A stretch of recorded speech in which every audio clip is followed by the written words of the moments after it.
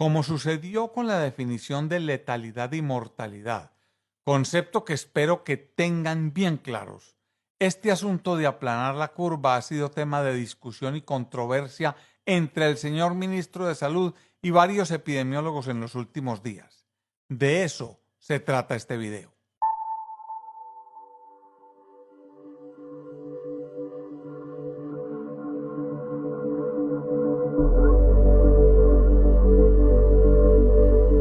Yo creo que la discusión puede resolverse con facilidad si se define de forma clara lo que significa el término aplanar la curva.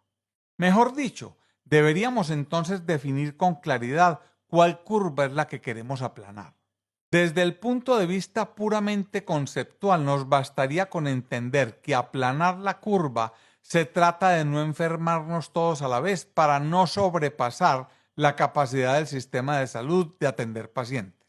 Esto quiere decir que si conocemos cuántos pacientes somos capaces de atender en nuestro sistema sanitario de forma simultánea, pues lo que queremos es que nunca lleguemos a ese número, evitando el colapso de los hospitales y de su personal. Siendo así, podríamos graficar en el eje de la Y de forma más o menos genérica el número de casos y en el eje de las X el tiempo. También podemos representar con una línea punteada el número de casos que nuestro sistema de salud es capaz de atender de forma simultánea. Este es el tipo de curva que no querríamos tener. Todos los casos que se encuentran por encima de la línea punteada sobrepasan la capacidad del sistema de salud y son una tragedia. Nos queda entonces fácil decir que nos gustaría hacer dos cosas. 1. Lograr que esta curva sea más plana para que no sobrepase el sistema de salud. Es decir, nos gustaría tomar medidas para que no todos nos enfermemos al mismo tiempo. A esto es a lo que se le conoce de forma genérica como aplanar la curva. Y 2, nos gustaría también de paso incrementar la capacidad del sistema de salud que no sobra para nada. Acá toca entender que estas gráficas no se obtienen de los números que arroja la pandemia misma, sino de los modelos epidemiológicos que pronostican el número de casos que llegaríamos a tener si se cumplen determinados supuestos, como el número reproductivo básico o conocido como R0, el tiempo de duplicación y eventualmente otros parámetros si se quieren hacer modelos más complejos. En otras palabras, si superponemos los datos reales de la epidemia en un momento dado, dichos datos terminan comparándose con lo que habría pasado si el modelo propuesto inicialmente fuese correcto, que casi nunca lo es. En la figura tenemos en azul los datos reales de la epidemia hasta el día de hoy, que denominamos H. Nos daría la impresión que las medidas que tomamos al principio están aplanando la curva. Sin embargo, en realidad lo que estamos haciendo es comparar la realidad con una proyección hipotética de un modelo matemático. Bien podríamos decir que las medidas tomadas están siendo exitosas, pero también podríamos decir que lo que sucedió es que el pronóstico del modelo fue exagerado sin que necesariamente nuestras medidas tuvieran ningún éxito. También es posible una mezcla de las dos cosas, pero eso entra en el terreno de la especulación y yo no quiero entrar en ese terreno.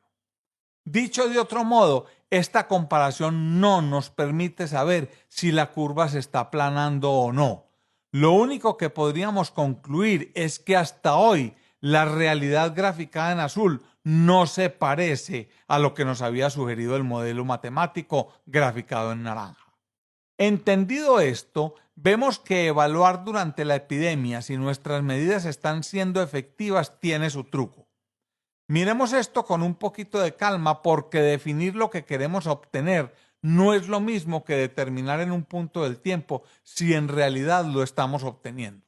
Para avanzar nos tocaría entonces definir qué entendemos por aplanar la curva, entre comillas. Miremos con cuidado una posible primera definición que sería algo como aplanar la curva es reducir la tasa de crecimiento de los casos nuevos. Lo que esto significa es que aunque el número de casos nuevos por día podría seguir aumentando, lo hace a una menor velocidad. Uno podría decir en un lenguaje más formal que la aceleración del crecimiento diario es negativa. Para ponerles un ejemplo simple, si en un día determinado tenemos 100 casos nuevos y al día siguiente tenemos 130, podemos decir que la tasa de crecimiento fue del 30%. Pues bien, si al tercer día tenemos 156 casos nuevos, que por supuesto son más que 130, resulta que esos 156 representan un aumento del 20% con respecto al día 2. La velocidad con la que aumentan los casos estaría disminuyendo. Si esa tendencia permanece de acuerdo con la definición que venimos trabajando, se estaría aplanando la curva. Imaginémonos que estamos monitorizando los casos nuevos por día durante 8 días. Con la sola tabla podríamos ver que el número de casos nuevos está aumentando, pues empezamos con 100 y vamos creciendo hasta llegar a 215. Si graficamos los días en el eje de las X y el número de casos nuevos en el eje de las Y, tendríamos esta gráfica donde es muy evidente que los casos nuevos van aumentando en la medida en que avanzan los días. Ahora bien, si graficamos los días en el eje de las X y el crecimiento porcentual de los casos en el eje de las Y, vemos muy bien que la velocidad con la que el número de casos nuevos aumenta es negativa. Es decir, se está reduciendo la tasa de crecimiento de los casos nuevos. Miremos lo que ha sucedido en Colombia con el número diario de casos nuevos desde que comenzó la epidemia el 6 de marzo del 2020, utilizando para ello la base de datos del Instituto Nacional de Salud y usando como base para el filtro la fecha de diagnóstico. Si graficamos los días en el eje de las X y el número de casos nuevos en el eje de las Y, tendríamos esta gráfica donde, a pesar de la irregularidad de la curva, que se debe probablemente a lo irregular de la disponibilidad de las pruebas diagnósticas, los casos nuevos parecen ir aumentando en la medida en que avanzan los días. Sea como sea, no le queda a uno fácil inferir ningún aplanamiento de la curva de acuerdo con la definición que venimos usando. Si para tratar de aclarar el asunto graficamos los días en el eje de las X y el crecimiento porcentual de los casos en el eje de las Y, vemos que por lo irregular de los datos nos es imposible intentar inferir ninguna tendencia. Por ahora me da pena con el señor ministro, pero al menos con esta definición de aplanamiento de la curva no parece que podamos decir que se está logrando nada.